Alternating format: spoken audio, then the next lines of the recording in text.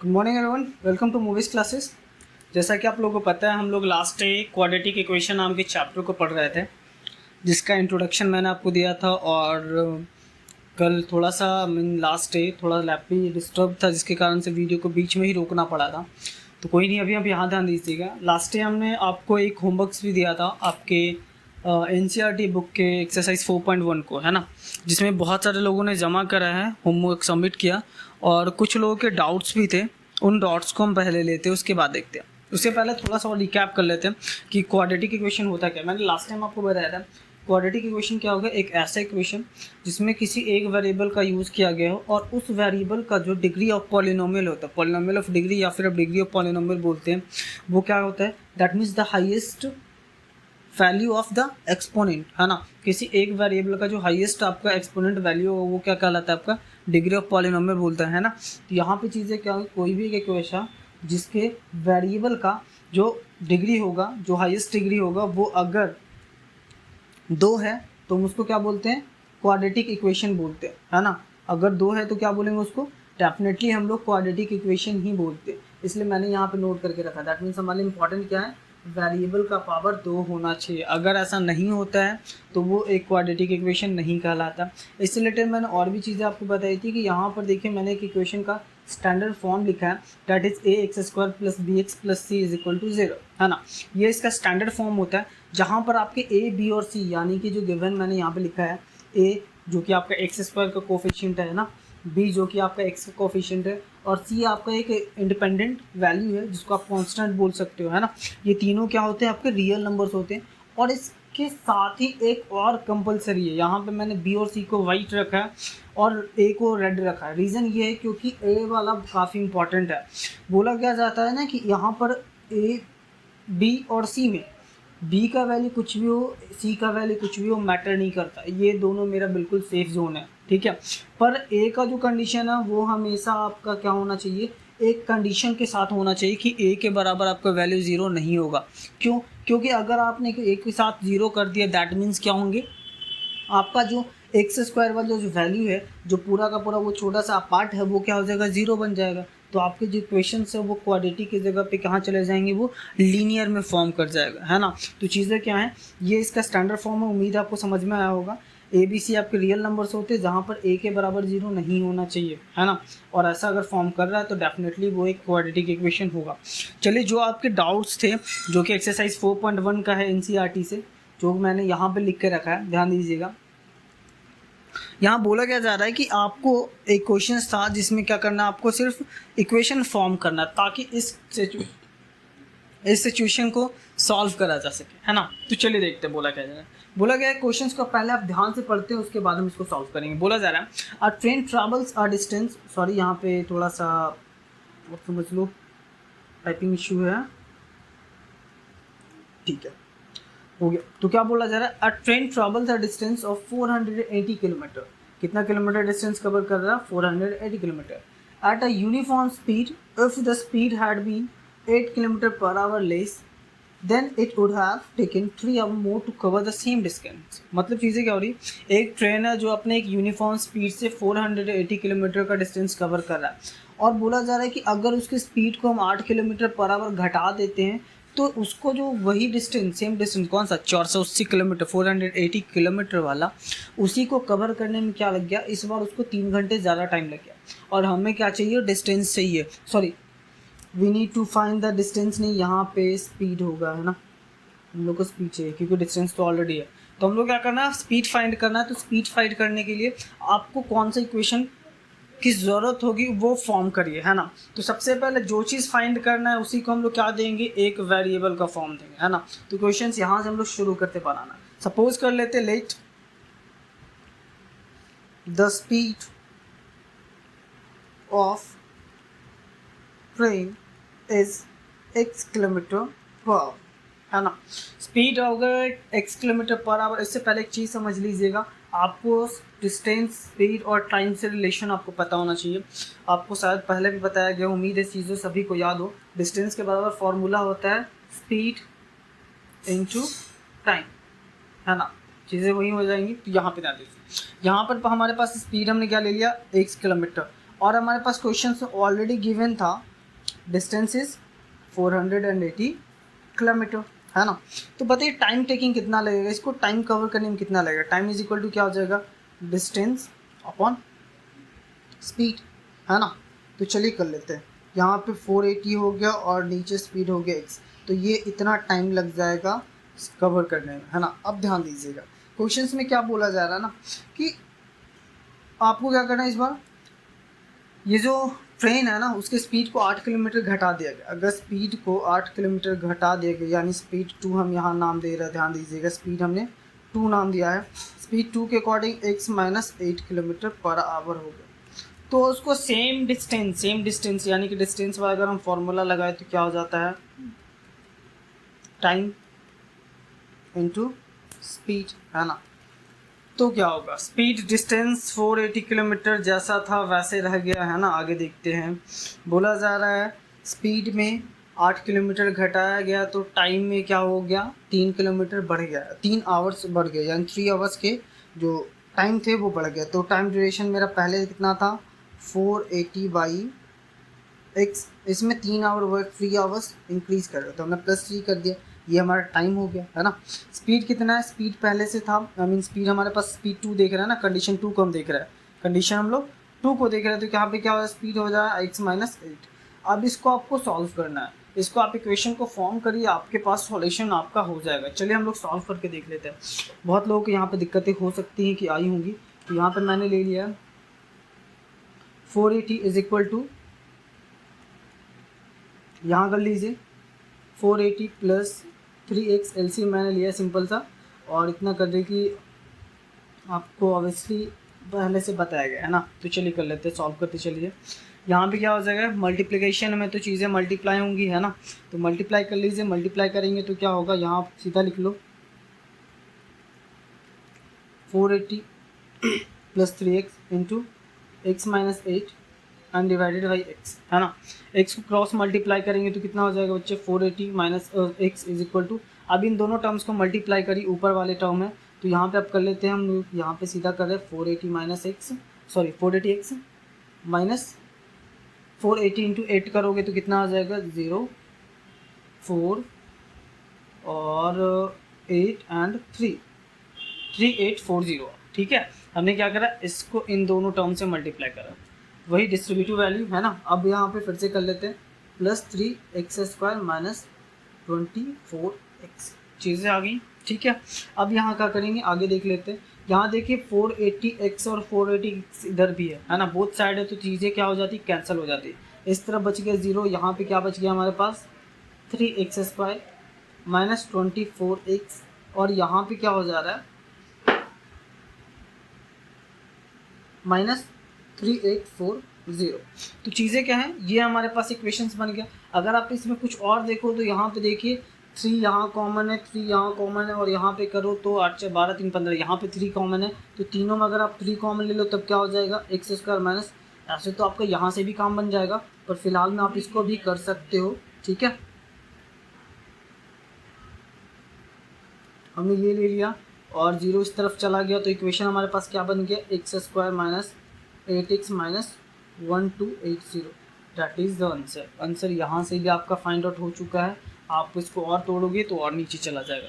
तो इस तरह से आपका ये क्वेश्चन था, काफ़ी आसान था, कुछ ज़्यादा डिफिकल्ट नहीं था। इसके मैंने दूसरे तरीके भी आपके ग्रुप्स में डाल के रखा है, पर उसको यहाँ सॉल्व नहीं करेंगे, टाइम लग जाएगा, है ना।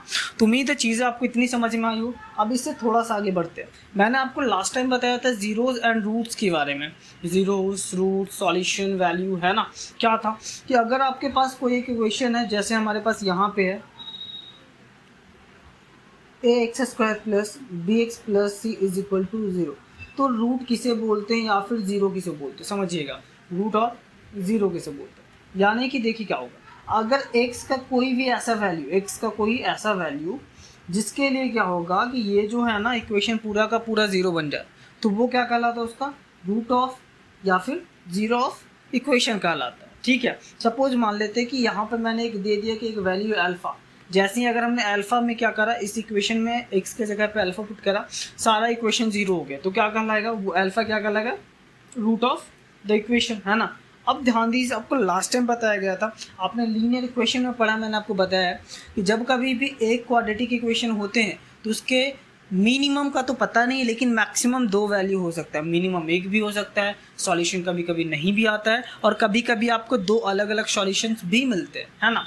तो पॉसिबिलिटी क्या होती है, यहाँ पर आपके एक से ज़्यादा रूट्स होने के पॉसिबिलिटी होते हैं, इसलिए हम यहाँ पे इसको क्या बोलते हैं, रूट्स या फिर जीरो। जैसे मैंने एक अल्फा ले लिया, चलो मान लेते हैं एक और वैल्यू जिसको हम बोल रहे बीटा, बीटा नाम का भी एक और वैल्यू है जिसको जैसे हम पुट करते थे इक्वेशन को, ये भी सेटिस्फाई कर रहा है, तो ये अल्फा और बीटा क्या कहलाएंगे, इसके रूट्स कहलाएंगे। ठीक है, चलिए हम एक बात बताते कि ये कैसे काम करेगा। देखिए, अगर मैंने एक इक्वेशन लिया, ध्यान दीजिए मैंने यहाँ पे लिया 3x² plus 2x plus 3 is equal to 0, तो बताओ x के लिए ऐसा कौन सा वैल्यू जिस इक्वेशन को 0 कर दे, है ना। कैसे बनाएंगे, कैसे निकालेंगे, तो चीज़ें बहुत आसान होनी है। आपको मैंने लास्ट टाइम बताया था फैक्टराइजेशन मेथड, उसी को हम लोग यहाँ देखेंगे। फैक्टराइजेशन में मैंने पहले बोला था कि स्टैंडर्ड फॉर्म में आपके जो इक्वेशंस होंगे उसको पहले लिखिए, और वहाँ पे क्या करना आपके लिए इंपॉर्टेंट है ए और सी, यानी कि आपको क्या करना है, ए सी को फैक्टराइज करना, यानी कि coefficient of x² and constant term के प्रोडक्ट को फैक्टराइज करना। उसके बाद क्या करना है, उसको मिडिल टर्म में स्प्लिट करना है, स्प्लिट करना इसको इस टर्म में, मिडिल वाले टर्म में, मिडिल वाले टर्म दैट मीन्स यहाँ पे x वाला टर्म, है ना, इसमें स्प्लिट करिए, और इस तरह से इसको 2 पार्ट में स्प्लिट करिए कि चीज़ों को ऐड करने पे या सब्ट्रैक्ट करने पे आपका मिडिल टर्म आना चाहिए। अगर आप ऐसा कर पाते हैं तो आपका इक्वेशन बनेगा, सॉल्व हो जाएगा। चलिए करके देखते हैं। यहाँ पर a के बराबर हमारा 3 है, b के बराबर 2 है एंड c के बराबर भी 3 है ना। तो यहाँ पे ac का बराबर कितना हो जाएगा, AC is equal to 3 into 3 that is 9, है ना। 9 को फैक्टराइज करेंगे तो ये भी 3 इंटू 3 ही हो रहा। यहाँ पे क्या हो सकता है, एक और सोल्यूशन है तो 1 इंटू 9 हो सकता है ना। तो चीज़ें इतनी हो रही है। अब यहाँ पे देख रहे हैं इनको सब्ट्रैक्ट करने के बाद या फिर ऐड करने के बाद 2 नहीं आ रहा, डैट मीन्स ये इक्वेशन पूरी तरह से गलत है, इसका सॉल्यूशन हमें मिलने वाला तो नहीं है, यहाँ से नहीं मिलेगा, है ना। अब नहीं मिलेगा तो कैसे करेंगे, तो चीज़ें वही हैं कि आपको क्या करना है, एक्स का वो वैल्यू फाइंड आउट करना है जिसके लिए ये इक्वेशन सेटिस्फाई कर जाए, हाँ। चलिए एक और इक्वेशन लेके देखते हैं जो जिसका सॉल्यूशन हमें मिल सके, है ना। तो चलिए हमारे पास एक इक्वेशन है, ध्यान दीजिएगा वो कौन सा है। मैंने यहाँ पे लिया है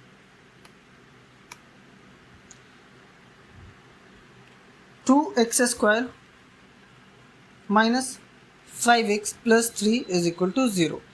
और क्या करना है, आपको बताना है, आपको इसके रूट्स को निकालना है। कैसे निकालेंगे, है ना। चलिए देखिए, मैंने आपको क्या करना है, पहले आपको AC को फैक्टराइज करना है। AC कितना हो जाएगा हमारे पास, 2 इंटू 3 यानी कि 6 है। 6 को फैक्टराइज करेंगे तो कितना हो सकता है, आप देखो यहाँ पे 2 इंटू 3 यहाँ पे हो रहा है सीधा, ठीक है। अब 2 इंटू 3 को देख रहे हैं तो हमको करना क्या है, यहाँ पे हमारे पास फैक्टर मिल गया 3 एंड 2 मिल चुका है। अब इसको क्या करना है, ऐड या सब्ट्रैक्ट करके बीच वाला टर्म लाना। अब ध्यान दीजिए यहाँ पे निगेटिव यानी कि दोनों टर्म निगेटिव हो जाएगा। चीज़ें क्या चलिए कर लेते, तोड़ लेते। 2x² minus 3x minus 2x is equal to 3 is equal to 0। चीज़ें सिंपल हो गई, है ना। अब यहाँ पे ध्यान दीजिए, अगर आप इसको ध्यान दो तो मैंने इसको थोड़ा सा उल्टा लिखा है, अब इसको थोड़ा सही कर लेते हैं। 2x² माइनस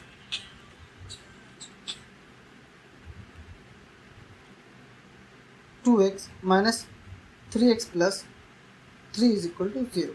अगर आप इन दोनों टर्म में देखो तो यहाँ पे 2x कॉमन हो रहा है, बच गया x माइनस 1। यहाँ पे देखो तो क्या कॉमन हो रहा है, 3 कॉमन हो रहा है इन दोनों में, तो मैंने 3 बाहर करा, यहाँ पे क्या हो जाएगा x माइनस 1। अब यहाँ पे बोलेंगे माइनस कहाँ से है, तो हमने क्या करा, माइनस कॉमन ले लिया। अब माइनस कॉमन ले लिया तो चीज़ें क्या होंगी, जितने भी आपके अंदर के टर्म होंगे उसके साइन क्या हो जाएंगे, पलट जाएंगे, चेंज हो जाएंगे आपस में। तो माइनस वाला प्लस, प्लस वाला माइनस, है ना। चीज़ें सिंपल होगी। अब यहाँ पे हमने देख रहे हैं दोनों में x माइनस 1 कॉमन हो रहा है, तो x माइनस 1 को बाहर लिया, बचा क्या, इसका 2x बच गया, इसका क्या बचा, माइनस 3 बच गया, इज इक्वल टू 0। अब यहाँ पे 2 टर्म है और इसका वैल्यू 0 हो रहा है मल्टीप्लाई करने पे, यानी कि दोनों में से कोई एक टर्म को डेफिनेटली 0 होगा, है ना। अब कोई एक टर्म अगर 0 हो रहा है तो चलिए मान लेते हैं कि यहाँ पर 2x माइनस 3 0, आप x माइनस 1 0 होगा, और यहाँ पे मान लेते हैं कि 2x माइनस 3 बराबर 0 होगा। अब यहाँ पे क्या करोगे, आप वैल्यू निकालो, तो x बराबर यहाँ वैल्यू आ गया 1, और यहाँ पर अगर आप देखो तो 2x is equal to 3, x is equal to 3/2। यहाँ पर हमारे पास अब 2 सॉल्यूशन मिल चुके हैं। उम्मीद है आपको समझ में आ रहा। x के बराबर एक वैल्यू 1 आया और एक वैल्यू 3/2 आया। दैट मीन्स चीज़ें क्या हैं, आपके इस इक्वेशन के लिए सॉल्यूशन क्या हो रहा है, 1 एंड 3/2। अब इसी को आप बोल सकते हो रूट्स, इसी को बोल सकते हो ज़ीरोस, इसी को बोलोगे सॉल्यूशन, चीज़ें सेम है। उम्मीद है आपको इतनी चीज़ें समझ में आई हो। आगे देख लेते हैं और क्या क्या हो सकता है। यहाँ पर और भी आपके पास लैंग्वेज क्वेश्चंस दिए जाएंगे जिसमें आपको सॉल्व करने होते हैं। चलिए एक लैंग्वेज क्वेश्चन हम लेते हैं यहाँ से, आपके एनसीईआरटी के एग्जाम्पल्स नहीं बल्कि मैं क्वेश्चन से ही उठा रहा हूँ। चलिए देखिए, बोला जा रहा है, क्वेश्चंस को मैं यहाँ पे पहले टाइप कर दे रहा हूँ नहीं लिख लेते सीधा, ठीक है। बोला क्या जरा, find 2 consecutive positive integers sum of whose squares is 365। यानी दो पॉजिटिव इंटीजर्स है। तो चलिए भाई सपोज कर लेते हैं first integer is x, then second वाला क्या हो जाएगा, सेकंड वाला क्या हो जाएगा कंसेक्यूटिव है, दैट मीन्स अगला वाला है ना। तो x + 1 हो गया। बोला जा रहा है सम ऑफ हुज स्क्वायर्स, दोनों के स्क्वायर। तो इसका स्क्वायर क्या हो गया बच्चे, इसका x स्क्वायर और इसका स्क्वायर करेंगे तो क्या हो जाएगा x + 1 का होल स्क्वायर। यानी कि अब इसको तोड़ोगे तो क्या हो जाएगा, यहाँ पे ये हो सकता है x² + 1 + 2x है ना। बोला जा रहा है दोनों का सम 365 है। तो सिंपल सा है, 3x² करिए प्लस x² + 1 + 2x सॉरी। अब चाहो तो इसको भी यहाँ ले सकते हो है ना। और दोनों का सम क्या बोल रहा था 365। चीज़ें सिंपल है, कर लीजिए x² + x² + 2x + 1 = 365। यहाँ पे हो गया 2x² + 2x। यहाँ पे चलो सारे टर्म को एक तरफ ले आते हैं है ना। तो चलिए सारे टर्म को अगर यहाँ पे एक तरफ लेकर आ जाओगे तो चीज़ें क्या हो जाएंगी,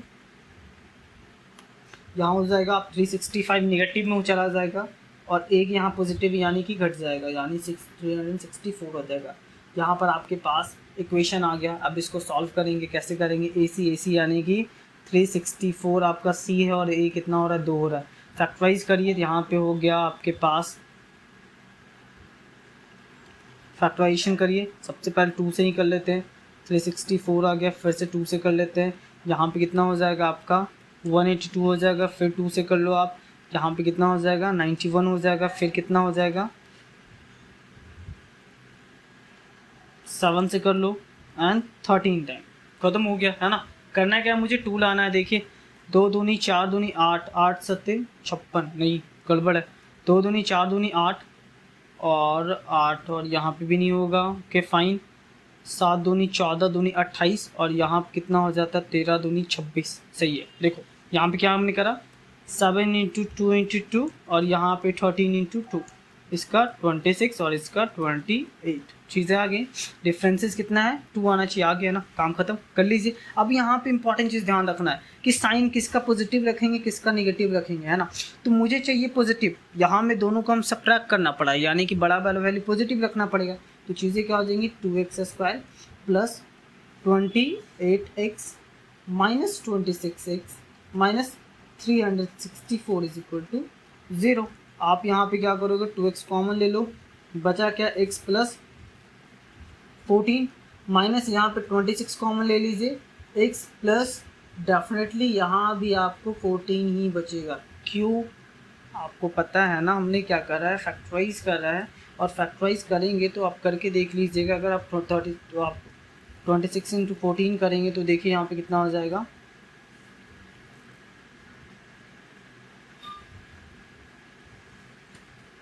364। ठीक है, तो चीज़ें इतनी है, डेफिनेटली वही आएगा, पर एक बार आप चेक कर लीजिएगा जरूर क्रॉस चेक है ना।